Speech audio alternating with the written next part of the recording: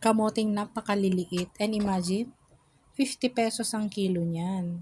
Pag sa probinsya to, hindi na natin kinakain kasi yung malalaki lang, diba? Yan ay para na yan sa baboy. Yan ang pakain sa baboy, yung mga reject. But dito sa Manila ay 50 pesos pa rin ang kilo niyan. So, diba?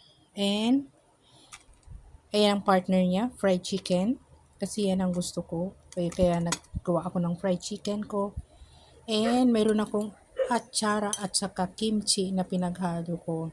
Alam niyo yung sabaw ng ng kimchi, nilagay ko dyan at saka atsara. So yan, ang ating probiotics. Siyempre mayroon akong energy go sticks. Yan ang aking juice. Kaya kain tayo. Yan ang aking food for tonight. Ayan, kain po tayo.